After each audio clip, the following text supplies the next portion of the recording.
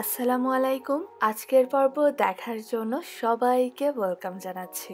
আমাদের আজকের আয়োজনে থাকছে শুকনো চালের গুঁড়া দিয়ে গ্যাসের চুলায় তৈরি ফুলকো চিতই পিঠার রেসিপি।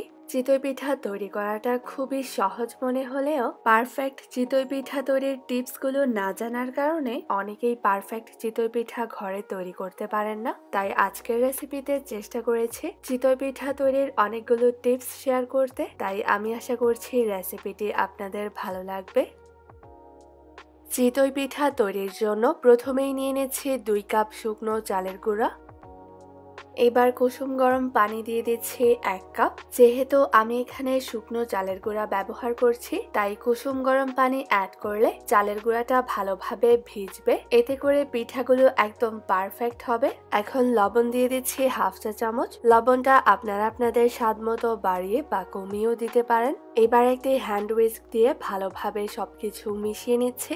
আপনারা চাইলে চামচ দিয়েও মেশাতে পারেন, কিন্তু উইস্ক দিয়ে মেশালে সবকিছু ভালোভাবে মিশে যাবে এবং লাম্পস থাকবে না। একটু সময় নিয়ে ভালোভাবে মেশাতে হবে, এতে করে চিতই পিঠাগুলো অনেক বেশি ফুলে উঠবে এবং পারফেক্ট হবে।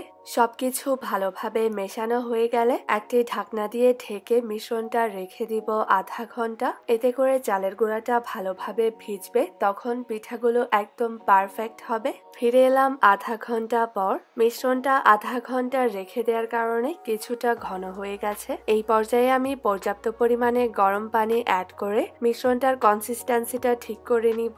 এখন আমি অল্প অল্প করে গরম পানি অ্যাড করব এবং মেশাবো, এতে করে কনসিস্টেন্সিটা একদম ঠিক থাকবে। কারণ চিতই পিঠার মিশ্রণটা খুব বেশি ঘনও করা যাবে না, আবার পাতলাও করা যাবে না। পানি অ্যাড করে ভালোভাবে মিশিয়ে নেওয়ার পর একটা চামচে তুলে আপনাদের দেখিয়ে দিচ্ছি মিশ্রণটার কনসিস্টেন্সি। আমার মনে হচ্ছিল এখানে আরো একটু পানি লাগবে, তাই আমি সামান্য একটু পানি অ্যাড করে ভালোভাবে মিশিয়ে নিচ্ছি। চিতই পিঠার মিশ্রণটা কিছুটা পাতলা হলে পিঠাগুলো ভালোভাবে ফুলে ওঠে, সেই সাথে সফট হয়। মিশ্রণটা আধা ঘন্টার জন্য রেখে দেওয়ার আগে আমি এখানে 1 কাপ পানি অ্যাড করেছিলাম। আধা ঘন্টা পর এখানে আমি অল্প অল্প করে আরো 1 কাপ কুসুম গরম পানি অ্যাড করেছি। পিঠাগুলো শুকনো চালের গুঁড়া দিয়ে তৈরি করব, তাই এখানে পানির পরিমাণটা একটু বেশিই দিতে হয়েছে। তো আমি এখানে 2 কাপ আতপ চালের গুঁড়ার জন্য 2 কাপ কুসুম গরম পানি অ্যাড করে পারফেক্ট একটা চিতই পিঠার মিশ্রণ বানিয়ে নিয়েছি। দেখুন মিশ্রণটা এরকম পাতলা করে তৈরি করেছি, তাহলে পিঠাগুলো ফুলে উঠবে আর পিঠাগুলো একদম পারফেক্ট হবে।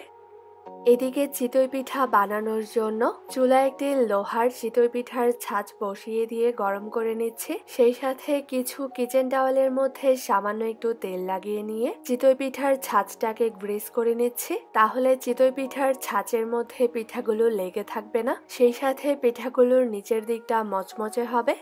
মিশ্রণটা চিতই পিঠার ছাঁচে দেওয়ার আগে অবশ্যই ভালোভাবে মিশিয়ে নেবেন।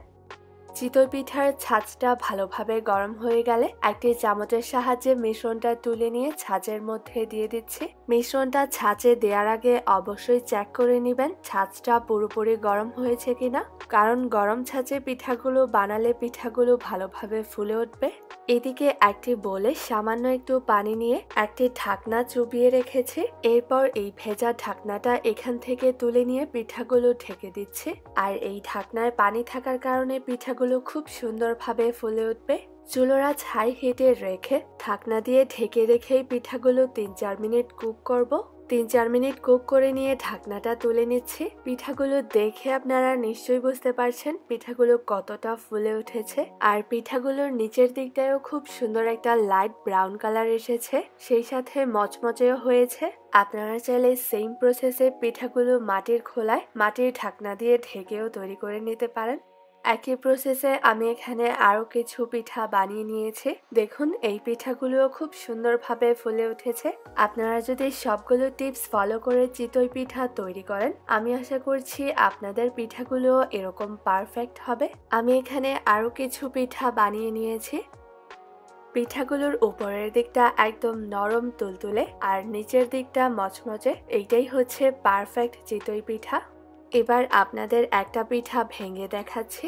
দেখুন পিঠার ভেতরটাও একদম পারফেক্ট। আর এই পিঠা দিয়ে যদি আপনারা দুধ চিতই তৈরি করেন তাহলে সেটাও অনেক বেশি মজাদার এবং রসালো হবে। আপনারা চাইলে পিঠাগুলো মাংসের ঝোল, ঝাল ঝাল ভর্তা অথবা গলানো গুড়ের সাথেও সার্ভ করতে পারেন। আমি আশা করছি আপনাদের ভালো লাগবে। আমাদের রেসিপি ভালো লাগলে লাইক এবং শেয়ার করে সেই সাথে আমাদের চ্যানেলটি সাবস্ক্রাইব করে সাথেই থাকুন। আজকের রেসিপিটি দেখার জন্য অসংখ্য ধন্যবাদ।